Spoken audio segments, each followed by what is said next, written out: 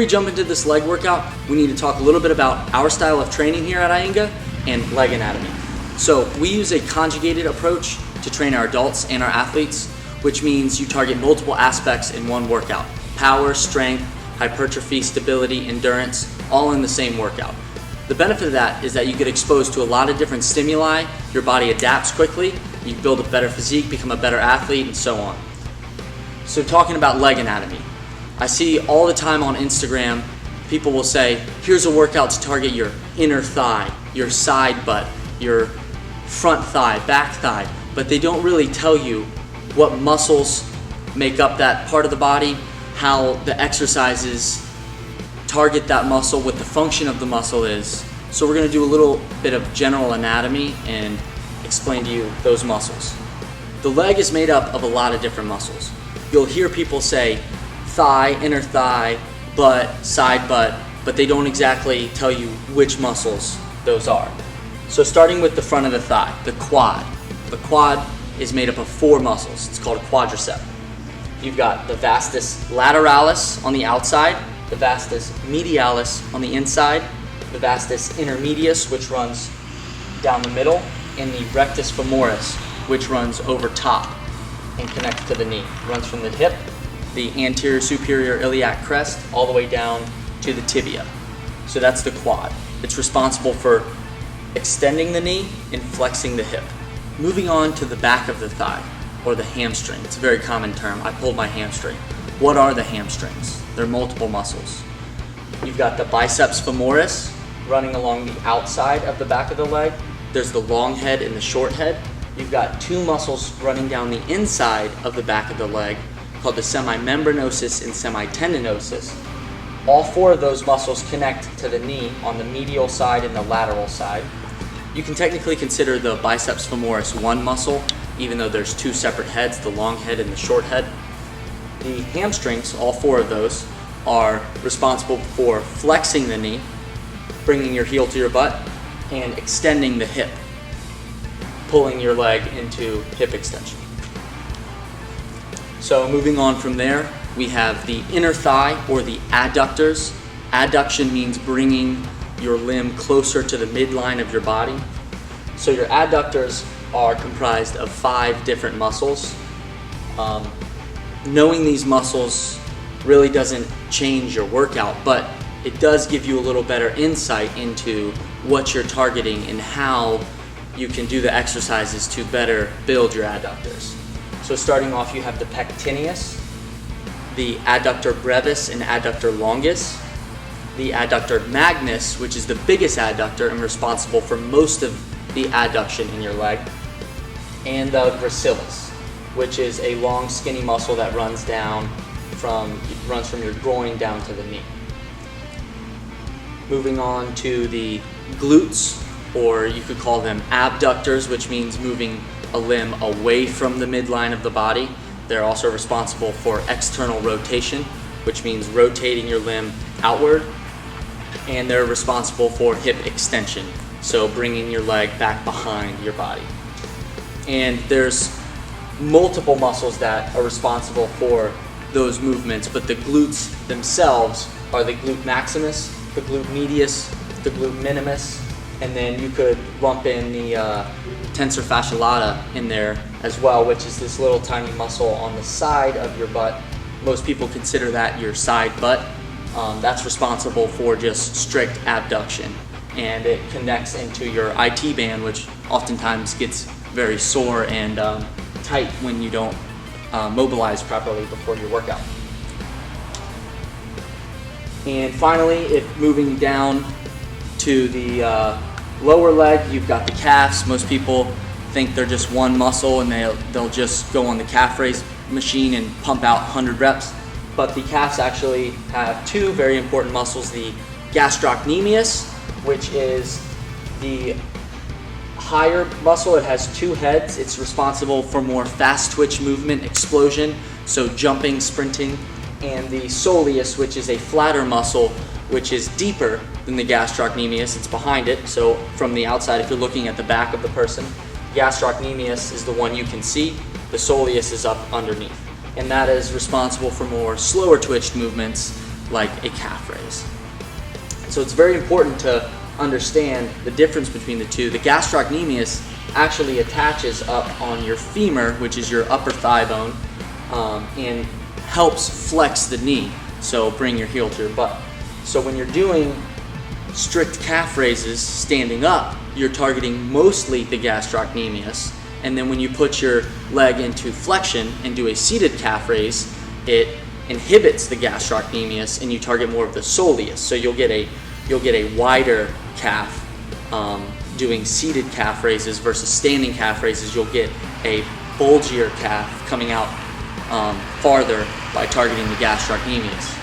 And just another quick tip on calf training is you should train it both fast twitch and slow twitch. So slow controlled movements, contracting really hard, and fast explosive movements to get the gastrocnemius and the soleus both together.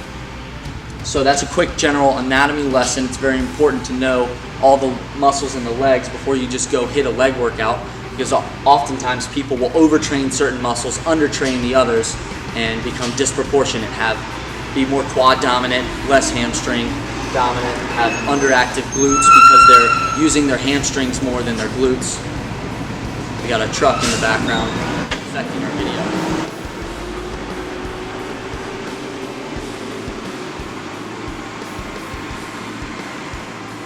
Thanks, man.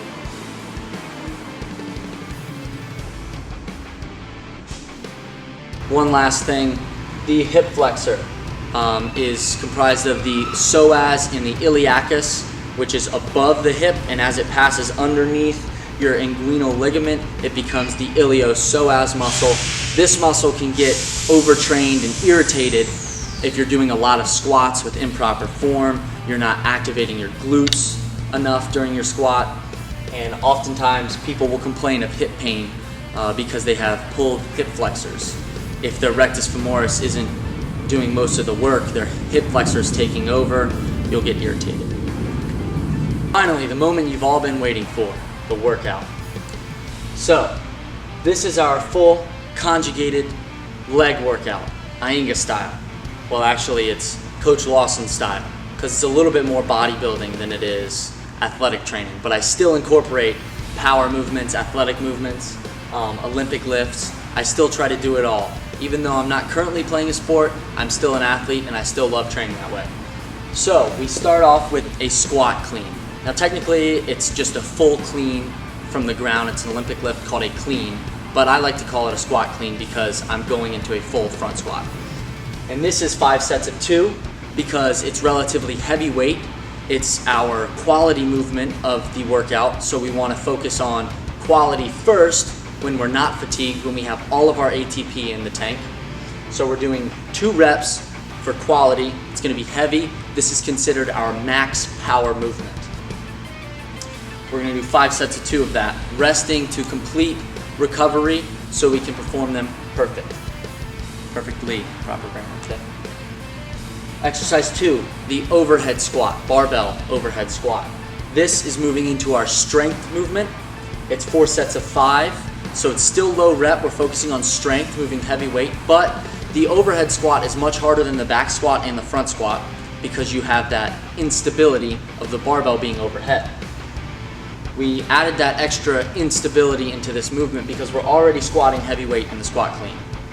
So to manipulate the workout and add some extra conjugation in there and target stability with our strength, we do an overhead squat. The barbell's over your head, it's harder, you gotta balance, so you use lighter weight, but it's still a strength movement. So we got overhead squat for 5 reps. And both of these movements right here are our athletic movements. They're gonna target the entire leg, glute, hamstring, quad, adductor, all alike. The squat clean is gonna give you a little bit of trap and scapular retraction activation, some low back tension as well, but that's neither here nor there. After these 2 movements, we're moving into more of our hypertrophy work, some bodybuilding stuff. But we like to keep it athletic, so we're not just gonna do basic leg extensions, hamstring curls. We're gonna move into a TRX hamstring curl, which gives you a little bit of added instability and core work as well. Now, With hypertrophy, the most important aspect is time under tension. How long you hold the contraction, how slow your contraction is on the negative portion. So we are adding a 3-second negative to our hamstring curl, which means you curl it in and then you let it out slowly for 3 seconds. That's going to target our hamstrings. Following that theme, we're going to add a posterior chain exercise to the superset, which means all of the muscles on your rear side, on your dorsi side, posterior side. We're going to target the glutes with a reverse hyperextension. And since we did a negative on the hamstring curl, we're going to do a pause with a 3-second hold on the hyperextension. So at the top of the movement, at the shortest part where your muscle is contracted the hardest, you're going to hold it for 3 seconds. 3 sets of 10 on 3A and 3B. This is a posterior chain superset targeting your hamstrings and your glutes, hypertrophy style. Moving on, now we're going to target the quads and the adductors in a hypertrophy fashion, hypertrophic fashion. 4A, 4B, ipsilateral loaded lunge. That means the weight is going to be on the same side as the leg you're working. So we're going to lunge down only using our right leg. We're not going to transition over to a left leg lunge. We're going to do 10 each leg, so right leg down, left leg back for 10 steps. You're going to hold the weight on the same side as the lunge. Could be a kettlebell, could be a dumbbell. Probably not a barbell, but you could if you wanted to. And then we're going to superset that with a weighted cross crawl. So a cross crawl is a variation of a bear crawl. Your knees, you're in bear position, that's why. Your knees are 1 inch off the ground and you're moving opposite arm, opposite leg as you crawl 20 yards. And we're going to do this with a sled. We're going to tie a rope around our waist, put weight on the sled, and we're going to cross crawl that sled for 20 yards. Both of these are going to activate our quads and our adductors a lot, with the added benefit of core activation on the cross crawl. So that's 4A, 4B, hypertrophic style. 5A, 5B, moving on down the leg to the calf. We're going to target the calf in a conjugated style. Dorsiflex pogo hops is going to be the power movement. Now it's not max power, but it is fast contractions, so force over time, you're contracting fast. And weighted calf raise. So you're going to do 50 pogo hops, which is a gastrocnemius, fast twitch style movement, and then a weighted calf raise for 25, slow and controlled, which is a more slow twitch, soleus target movement. So this is our leg workout, Iyengar style, conjugated method, athletic bodybuilding combination. So we're going to get into it.